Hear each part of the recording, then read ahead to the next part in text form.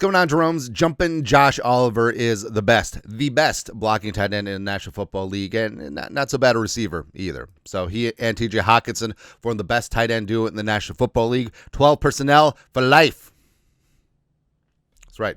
Also, he's bought into the local culture, even though I miss Nick Muse, man. Yeah. It was good. But Oliver, like we said last year, career high in receptions, yards, receiving touchdowns, filled in for some tight end one when Hockenson was still recovering from his ACL, MCL injury because of Dirty Kirby Joseph.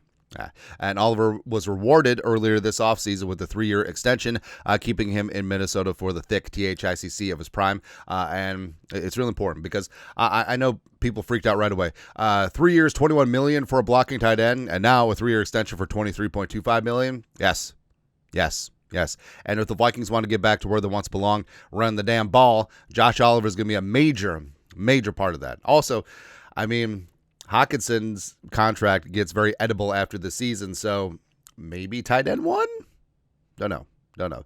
Long story longer, ESPN's Bill Barnwell, who one of the analysts actually respect over at ESPN, the worldwide leader of viewers, readers, and subscribers. NFL luxury players in 2025 season, best slot quarterback, backup quarterback, etc. The backup quarterback is Kirk Cousins. I mean, if you're gonna pay $45 million for a backup quarterback, you better be all right. Fine. But blocking tight end and jumping Josh Oliver, the tight end of the Vikings, pride of San Jose State. Go Spartans. It's clear that the Vikings see their second tight end as a critical part of their offense. As I was working on this piece, they signed Oliver to a 3-year, $23.3 million extension, which would seem to be a lofty figure for a player with 701 career receiving yards across 6 NFL seasons with 3 different teams. It's the second time the Vikings have paid Oliver, who joined the team on a 3-year, $21 million 2 years ago. I literally just said that. The numbers back up the idea that Oliver is an elite blocker. He ranked 4th among eligible tight ends. In ESPN's run block win rate a year ago, fishing just beyond a former teammate, now Jaguars tight end Johnny Munt. Oh, Johnny boy. NFL Next Gen stats credit Oliver with only 2 pressures allowed across 55 pass blocking snaps, producing a pressure rate that was just about half the league average among tight ends. And more importantly, he's a major go-getter in the run game, and he's going to be a huge part of getting Aaron Jones as well as Jordan Mason and that revamped offensive line to where they need to be. Now, of course, it continues. Is that worth more than $7 million per year in a market where good blockers such as Munt, 2.8, and Chris Manhertz, 1.4 Giants are making way less? Yes, because we've seen Johnny Munt.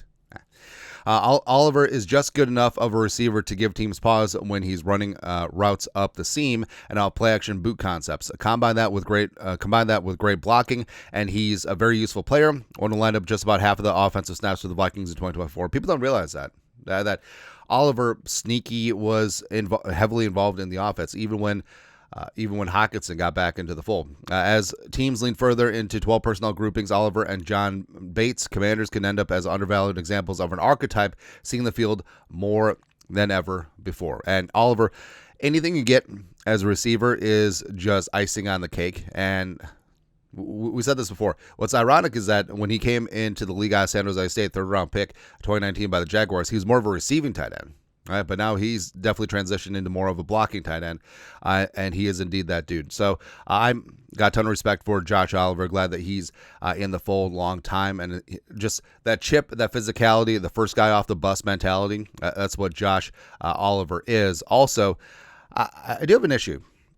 So 4th wide receiver listed Zacchaeus from the Bears, right? So former Falcon, and you're like, okay, sure. But, I mean, the Vikings wide receiver 4 is either going to be Rondale Moore or Ty Felton. I feel like that's pretty good. Also, one of them is going to be wide receiver 5. Where's that? I think we're good to go there. But the main thing is the main thing, and Josh Oliver is indeed a luxury, but it's one that the Vikings can afford, because this is what happens when your starting quarterback is on his rookie deal. You can sign your backup tight end to $7 million per season, almost $8 million per season, and getting after things in that regard. And just having him in that fold, in that mix, I think that Oliver I think he's going to build. I think that he is going to be a more dangerous part of this passing game, and of course, the run blocking there is pretty obvious as well. So I think that indeed, like Oliver's going to continue to rise on up, and the Vikings will have the best tight end duo in the National Football League. But your thoughts are thoughts. ESPN's Bill Barnwell calls Josh Oliver one of the best luxuries in 2025. Let us know your thoughts, our thoughts, his thoughts. Comment section. You guys are the best. You know what to do. Skol. Production value.